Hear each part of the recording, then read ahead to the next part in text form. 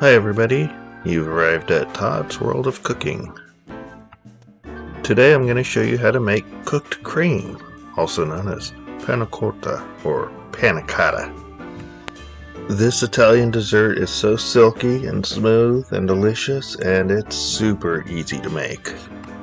Now I'd appreciate it if you'd hit that subscribe button, give this video a thumbs up, and ring that bell to get notifications whenever I add a new recipe. And here are all the ingredients you're going to need.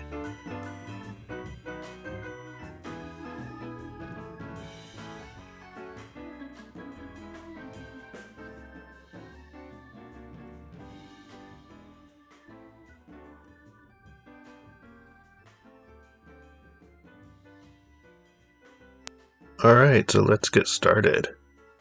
First we're going to empty our one envelope of plain gelatin into our little bowl of water, and we're going to give that a little mix to get that gelatin hydrated. It's going to soak up all of that water.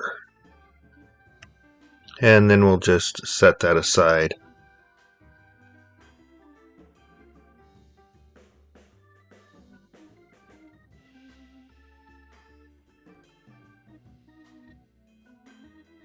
As our gelatin is blooming, we're going to add our cold cream to a heavy-bottomed saucepan, followed by the sugar.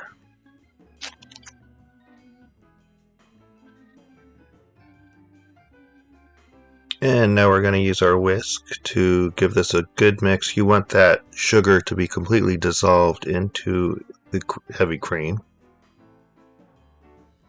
Now comes the part you do not want to walk away from.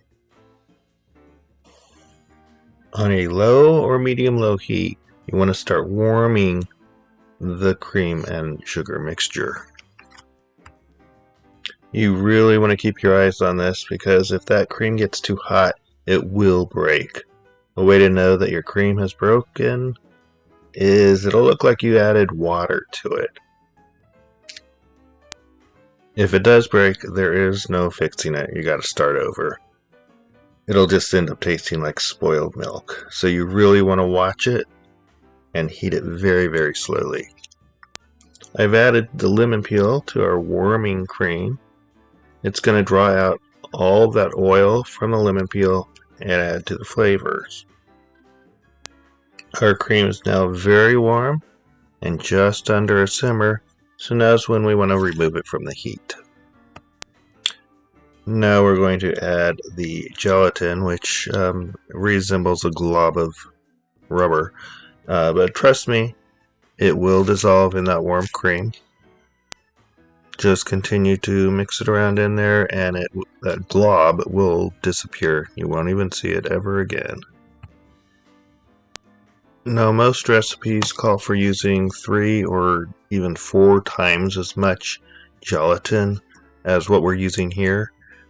But we have another ingredient that we're going to be putting in here.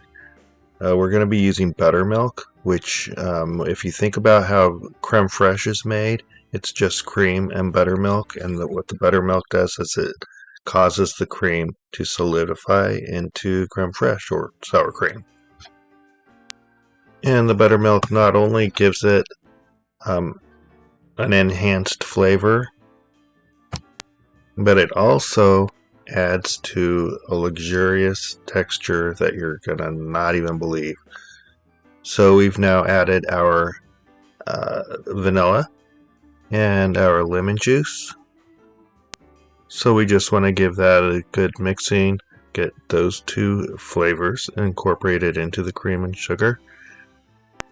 And now we'll go to the refrigerator and bring out our cold, that's right, cold buttermilk. And we're going to add that in, mix it in there. You can already see that the cream is thickening as you whisk it.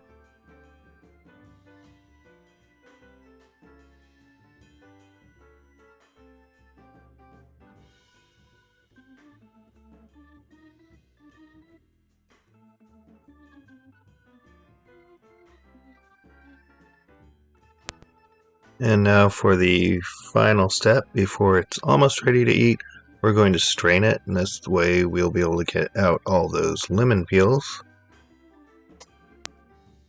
You might notice the earthenware vessel that I'm using. This has been in my family since the beginning of time. It was typically used by my mother and my grandmother to make pancake batter. And yes, it does make everything taste better.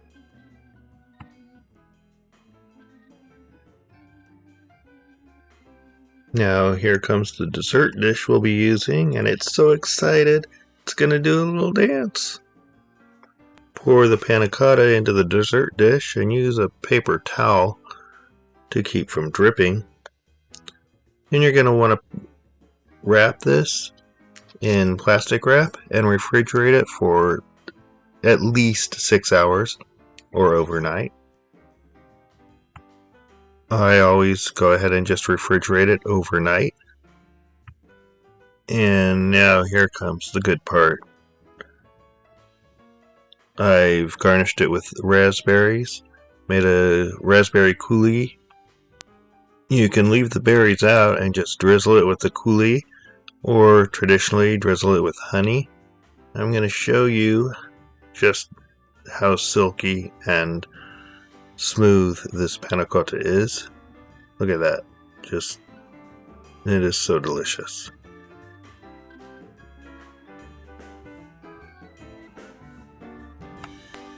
This recipe makes anywhere between 6 and 8 servings, depending on the size of the dessert dish you're using. And there you have it. Panna cotta. Easy to make and absolutely delicious. Really want to thank you for watching, and have an awesome day.